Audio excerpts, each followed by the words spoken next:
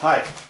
Well, I'm taping here at night. It got dark, but anyway, I'll check to see that the quality is okay. If not, I'll do it tomorrow morning again, but assuming it works out okay, here I go. So, last class I gave you a detailed presentation of the solution of a structure that was indeterminate to the second degree, right? It had a hinge in the middle, it was indeterminate to the second degree, and the cause of the stresses, that the moments and shears and so on, was the fact that one of the bars was heated up, right?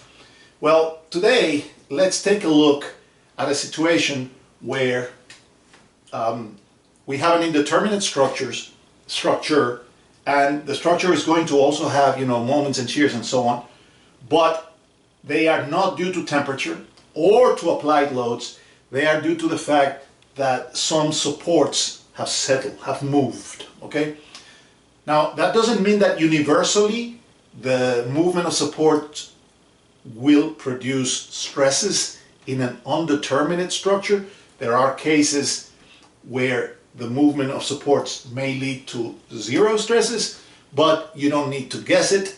The procedure will actually tell you before you develop the depth of understanding that it takes so that you can just look at it and know, okay? So what we're looking at then is continuing our learning about how to solve indeterminate structures using the force method. And today we are going to be looking at the case of the cause that is producing stresses and moments and shears is settlement of supports. Okay, and by settlement of supports we mean movement of supports. They could be translations or they could be rotations in the case of fixed supports. Okay, so first let's refresh our force method. Let's begin by stating what is the force method general expression. In the force method general expression, and I begin by using brackets, which I will not use afterwards, but we say the flexibility matrix times the redundance plus the displacements in the primary structure due to the loads, quote unquote, whatever makes the structure deform, is equal to the final movements of the location, at the location of the redundance. So the method always looks like this, no matter whether it's indeterminate to the first or to the 100, and it doesn't matter what the loading is, and it doesn't matter anything.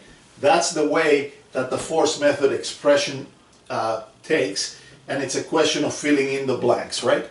In the case of of indeterminate to the second degree, we saw that this is a 2 by 2 matrix. There are two numbers here and two numbers here. Okay?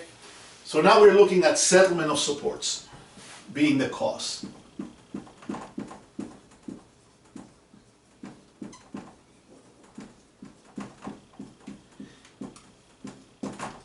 And we will see that there are two possibilities. The settlement of the supports could coincide with the location of redundance, or maybe they don't coincide with the location of the redundance. So there are two possibilities. Settlement,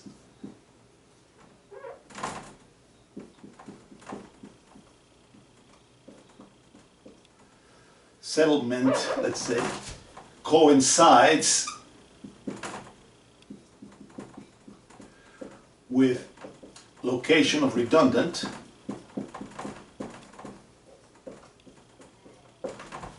or does not coincide.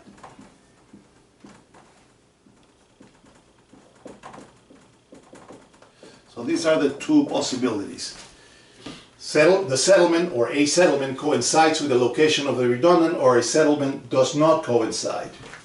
If you are in this case, that the settlement coincide, the effect of the settlement is on delta. So if the settlement coincides with the location of the redundant, the settlement affects this vector, delta. Or actually it's a listing right there. If the settlement does not coincide, then its effect is on delta over here. Okay? Effect is on this delta. Okay? So that's the situation.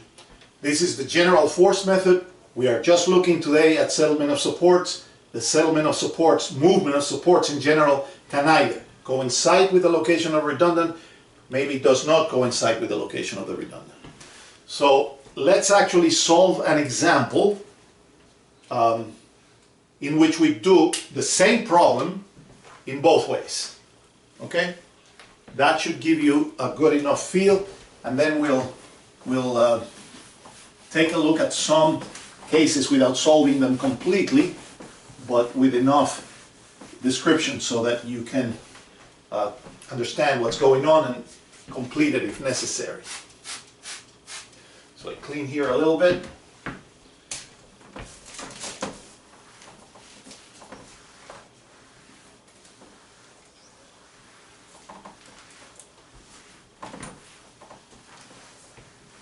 Okay, so let's consider a simple enough example where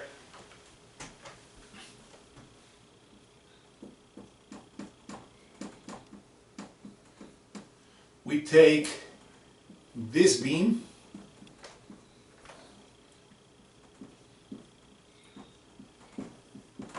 which is, this is point A and this is point B. Now this beam is fixed at A and it has a roller at B. It's called a prop cantilever. And how indeterminate is that structure? That structure is indeterminate to the first degree.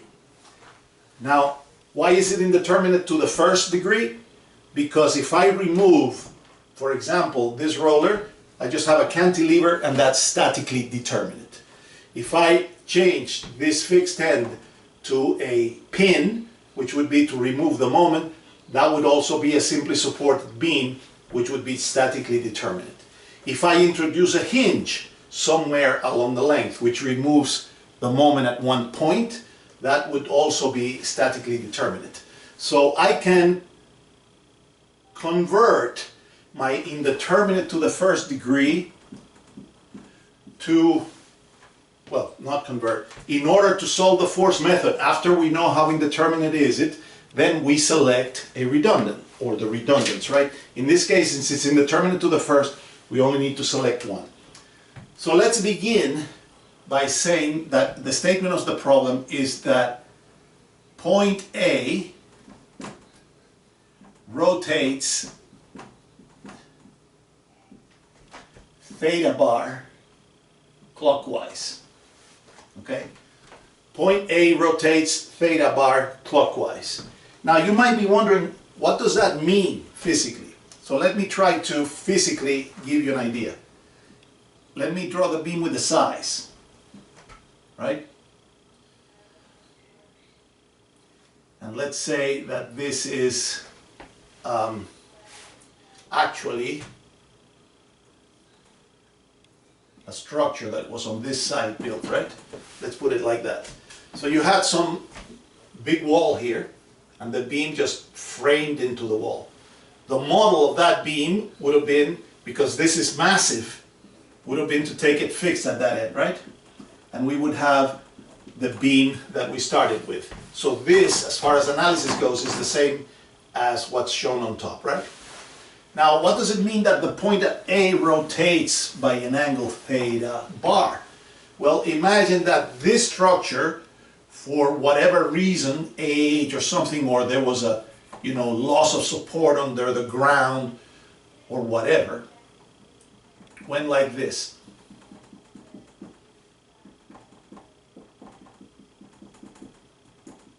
Right? And it tilted.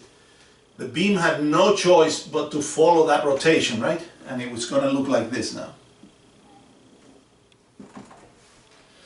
And so this angle is theta bar, right? So the fixed end of the beam, for whatever reason, was forced to rotate by an angle theta bar, and we want to know what happens in the beam due to that. It's pretty clear that this is going to create a moment here, right? Because in order to create that rotation, you need a moment. So this wall is producing a moment at this end, and the beam reacts like this. But now that we know that, we want to go back. Now, I mean, once we have the physical field, we can go back to our mathematical idealization, in which our beam is a simple line,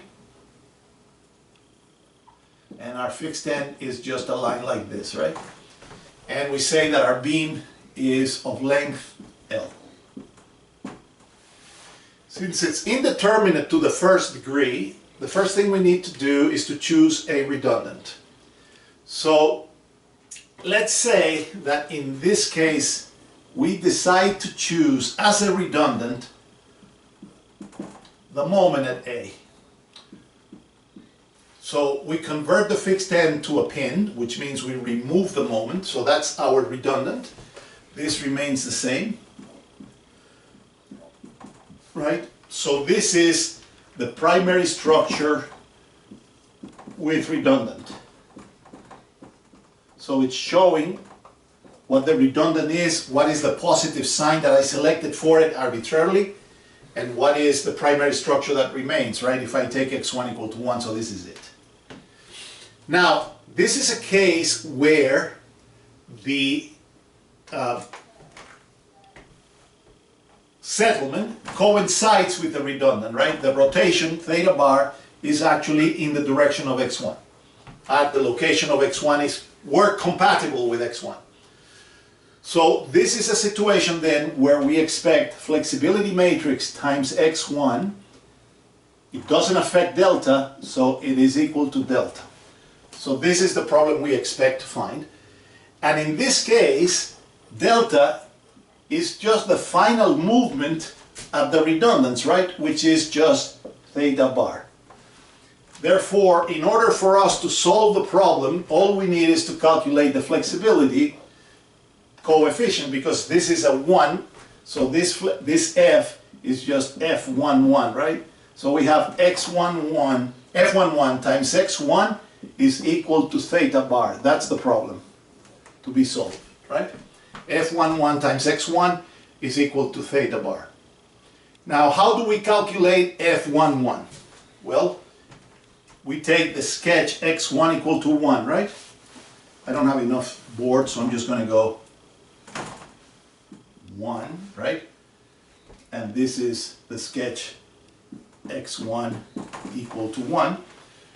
The statics are trivial, so summing moments about here, we see that this has to be 1 divided by L. Summing forces in the y direction, this is 1 divided by L, and the horizontal here is 0, right? So those are the reactions in the case x1 equal to 1. So if I choose an x coordinate to begin here and to go to the left, and I take this bubble, right? I see that the free body diagram is like this. This is 1 over L. The distance where I cut the bubble is x, measured from there. And at the cut, I will have a moment, which would be m1. I'd have a shear, and I'd have an axial, but I don't need them because we're just doing bending, right? Therefore, summing moments about this point, we find that m1 would be x over L, right? So we can calculate f11 as sketch 1 times sketch 1, right? Therefore, it's the integral of x over L times x over L times 1 over EI times dx from 0 to L, right?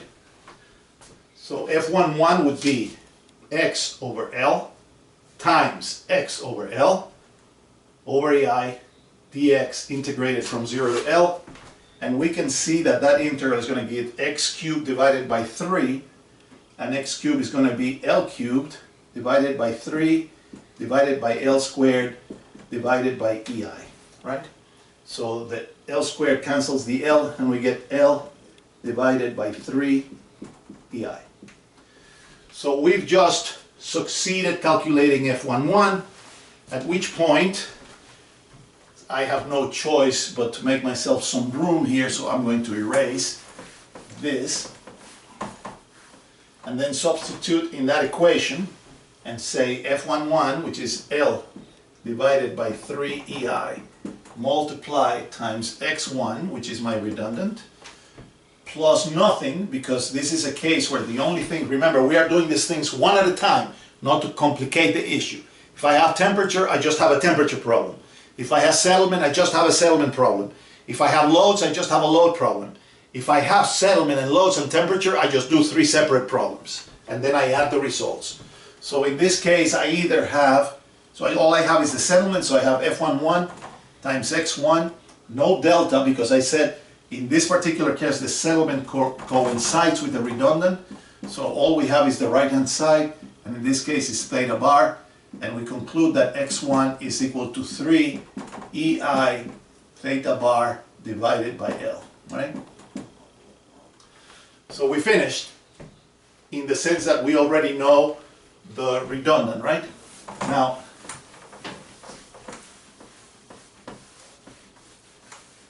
you can either go to statics, or you can just multiply the sketch X1 equal to 1 by X1. In either case, let me just do it in this case, going back to the statics. I'm sorry. What we found is we had a simply supported beam, right? And we found that the moment here is 3 EI theta bar over L, right? So if we do statics, this reaction is up, is equal to this moment divided by L. So it's 3 EI theta bar over L squared. That one is the same thing going downward. 3 EI theta bar over L squared. And if we were to draw the shear and moment diagrams, I'm going to skip the shear. This moment gives compression on the top. It goes to 0 here, and so this is the moment diagram. And so the moment diagram is 3 EI theta bar over L, going down as a straight line. Let me erase that so it doesn't confuse you. Okay, so the moment at this side is just the redundant, and it's a linear moment diagram that goes to 0 at this end, and we completed the analysis. Okay? All right, let me actually put it over here in very small. So when we did it like this, and we had our redundant here as X1,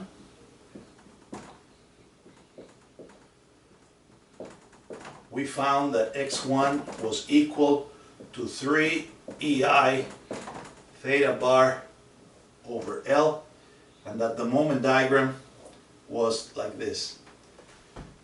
3 EI theta bar over L, and that's it, and that's the moment. Okay? Now I'll erase.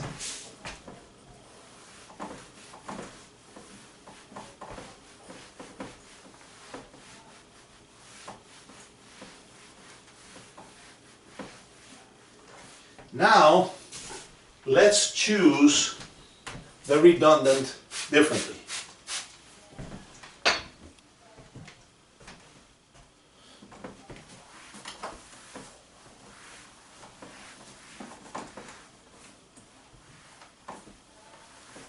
Let's now choose the redundant instead of the reaction. Instead of the moment at this end, let's choose the redundant to be the support on the right side. So this is an alternative solution to the problem, right? The previous one we chose X1 here. This time we chose X1 to be this reaction. If we choose X1 to be this reaction, the sketch X1 equal to 1 is this, right? If I choose this coordinate to be X, the bubble will clearly show me that M1 is just X, right? And so, I should say in this case, the problem is F11 times X1, right?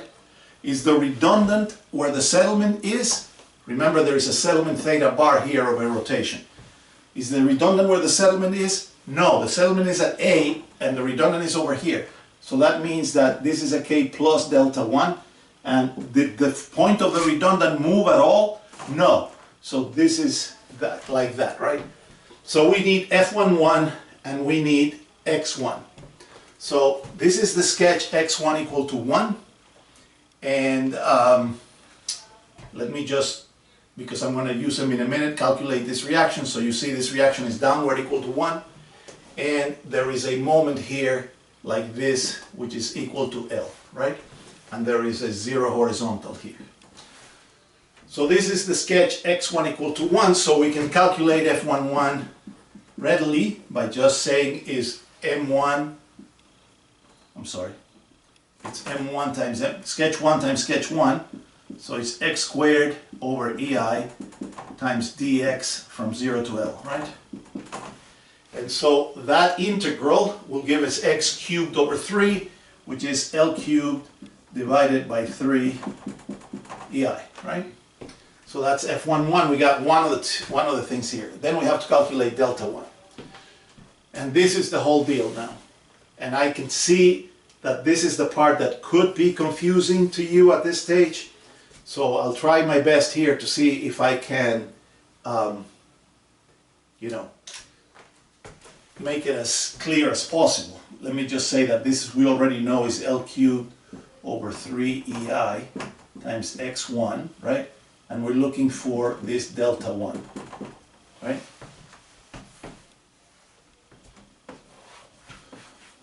So what is delta 1? Delta 1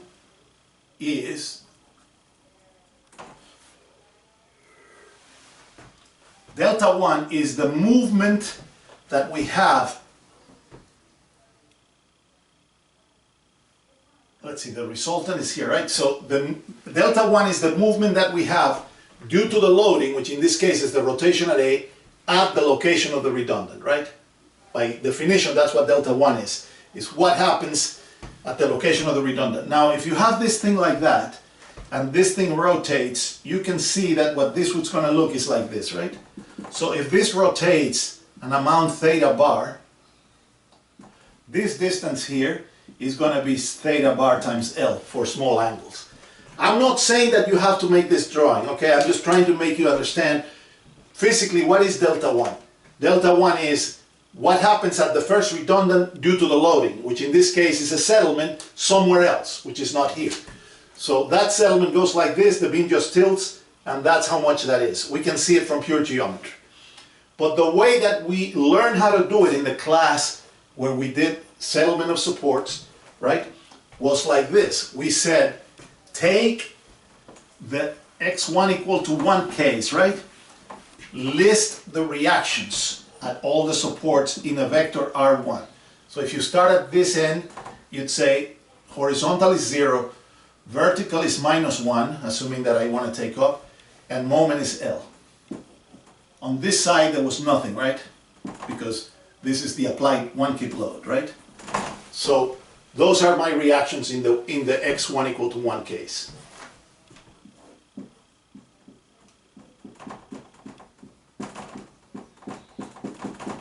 So then you say, what are the settlements? And in this case you say, okay, the settlements which must occur at the reactions is there is no movement in X, there is no movement in Y, and there is a rotation here which is theta bar. And it's in the clockwise direction, so that's a plus, right? And then our formula was or is R1 transpose S plus 1 times delta equal to 0. So our R transpose is 0, -1 and L, and our S is 0, 0 and theta bar, right? Plus 1 times delta equal to 0. So this is the same as 0 times 0 minus 1 times 0, L times theta bar. So you get L times theta bar plus 1 times delta 1 equal to 0. Therefore, delta 1 is minus L, minus L times theta bar, which is just what my graph illustrated, right? If this goes theta bar clockwise, this point moves in the opposite direction of the 1 kip load by L theta bar. Okay? So really, we're done, because this is a 1 degree indeterminate, and so that's it. I just put my result here, and instead of delta 1, I just write minus L theta bar equal to 0, right? And therefore, solving, we find that L cubed over 3 EI x1 is equal to L theta bar. Therefore, x1 is equal to L theta bar times 3 EI divided by L cubed, or x1 is equal to 3 EI theta bar over L squared, right? Now that we know that that is what x1 is, right, then we can, again, we can do it by multiplying, or in this case I'm sticking to going back to basics. So I say, what was my original structure? It was this with a prompt, right? But we were using x1 as the redundant, so what I know is what it is. It's equal to 3 EI theta bar over L squared.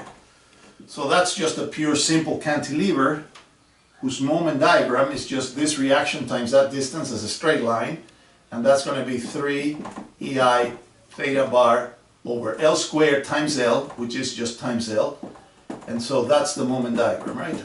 And we see that the moment diagram that we computed using this as a redundant is exactly the same moment diagram that we computed before using this as the redundant. So obviously the problem has to have just one answer. It doesn't matter which one we select as the redundant, right?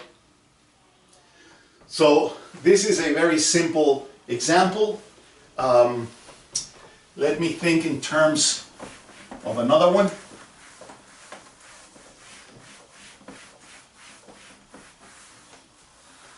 So let's consider, without doing the whole thing, just kind of get it started in all cases. Let's say we consider this frame. And let's say this frame is fixed there. Let's say that it is fixed here. And let's say we throw in a hinge in the middle here. And that this distances are A. Let's say this distance is B. And let's say, obviously that is B. And this distance is also B, right? And all the bars have EI, and that's a hinge. So let's assume that the loading in this case is a settlement of point, let me use capital A here and capital B here to refer to the two supports, a settlement of support at A of 1 inch down and 2 inches to the left. Okay? So let's say that in this case the loading is that A has given downward an inch and somehow was pushed to the left 2 inches. We want to know what's going on. If there are any shears and moments, solve for it. So this is the same as saying the loading on the structure is a uniform load on the top bar. That could be a different problem. Or this could be the loading on this problem is a heating of the bar on the left side column, right? Those are all the cases we know how to do. We know how to do loads, or it may be temperature, or it may be settlement of supports as we're doing today. So, all right. So first we have to look at this thing and say, how indeterminate is this structure?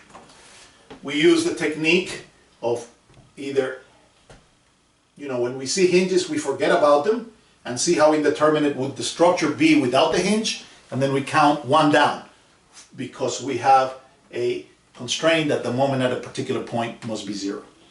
So you can say if there was no hinge, I could open this up into a tree by cutting once, so that would make it indeterminate to the third, count down 1 by the hinge, that makes it indeterminate to the second. So this is indeterminate to the second degree. That means that we have to choose 2 redundants.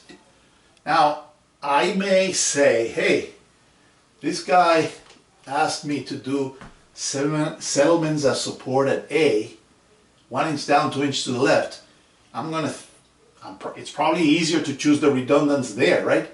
Because that way I don't even have to calculate anything. They're already the 1 and 2. And that would be true. So you could say, all right, let's do this. Let's say that our redundants are the horizontal reaction here, which requires that I have a roller, and the vertical reaction here, which requires that I have a vertical roller. It's a little bit tough to draw this thing now for you to understand. Let's see, how can I do it? Have to think about.